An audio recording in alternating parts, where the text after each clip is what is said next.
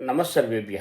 సుశ్లోక సంస్కృత శ్లోక అనే శీర్షికన ఇప్పుడు మనం మరొక అందమైనటువంటి సంస్కృత శ్లోకాన్ని నేర్చుకుందాం.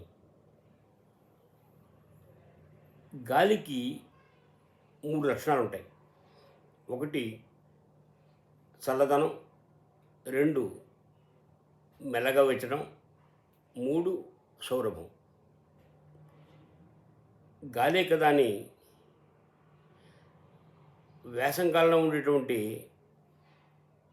వడగాడ్పుని ఎవడు సహించలేడు.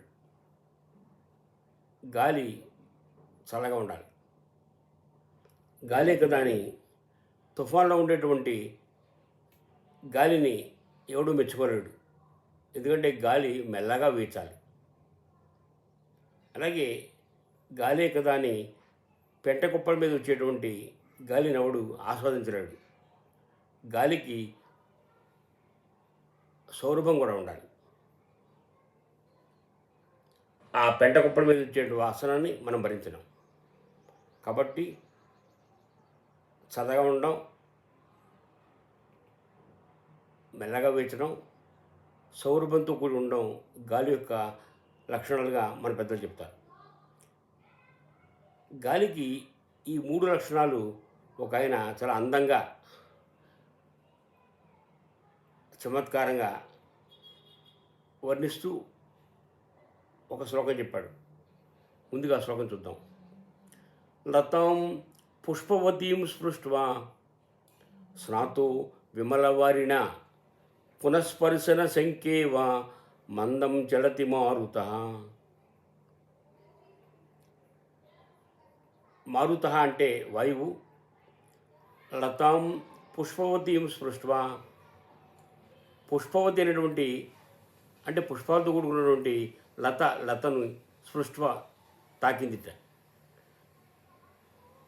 అంటే ఆ పుష్పాల్లో ఉండేటువంటి సౌరభాన్ని పుణికిపుచ్చుకుంది. ఇంకో అర్థం ఏంటంటే పుష్పవతి అనేటువంటి దాన్ని తాకింది. మరి పుష్పవతిని తాకినప్పుడు మైలు పడుతుంది. అందువల్ల ఏం చేసింది?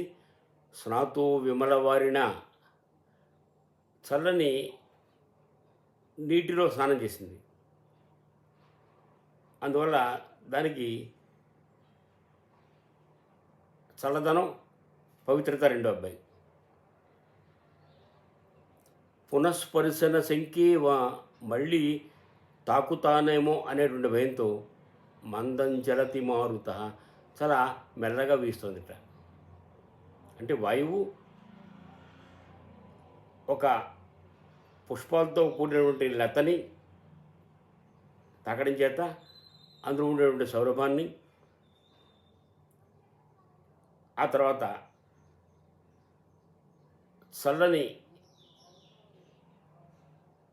నీటిలో కూడి ఉండటం వల్ల చల్లదనాన్ని, మళ్ళీ ఆ పుష్పవతిని తాగుతాననేటువంటి భయంతో మెల్లగా వీచడం చేత ఆ మందత్వాన్ని, ఈ 3 లక్షణాన్ని పుణికిపుచ్చుకుంది అని కవి చాలా చక్కగా అలంకారప్రాయంగా మనోహరంగా వర్ణించాడు. ఈ శ్లోకాన్ని మరోసారి విందాం. లతాం పుష్పవతీం స్పృష్ట్వా స్నాతో విమలవారిణ పునఃస్పర్శన శంకేవ మందం చలతి మారుతః. కాబట్టి చల్లగా, మెల్లగా, సౌరభంతో కూడి ఉండడం వాయువు యొక్క లక్షణాలుగా ఈ పద్యం ద్వారా మనకు తెలుస్తుంది. నమస్కారం.